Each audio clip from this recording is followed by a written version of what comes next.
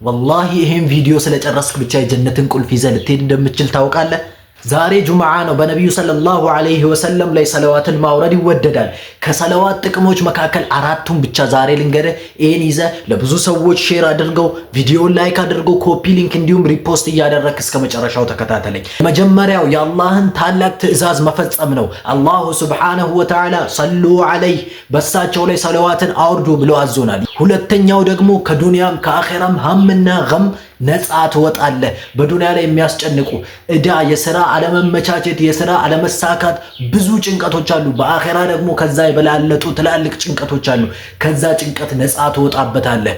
ሶስተኛ ላይ ደግሞ በህይወትህ ትልቅ በረካን ታገኝበታለህ።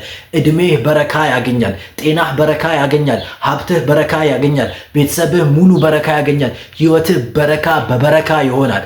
አራተኛ ላይ ደግሞ የነቢዩን ሰለላሁ ዐለይሂ ወሰለም ታላቅ ሸፋዓን ትጎናጸፍበታለህ። የዛ ቀን አንቢያቶች ሁሉ በሚሸሹበት ነፍሴ ነፍሴ ብለው ራሳቸውን በሚያገሉበት ታይም ላይ ነቢዩ ሰለላሁ ዐለይሂ ወሰለም እኔ አለውልህ ይሉሃል። የዛ ቀን ያን ማግኘት የምትፈልግ ከሆነ ሰለዋትን በዛሬ ቀን ላይ በደንብ አብዛ።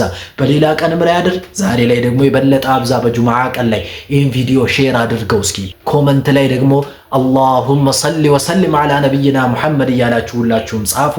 ጁምዓችሁ ያማረ የተባረከ ይሁንላችሁ።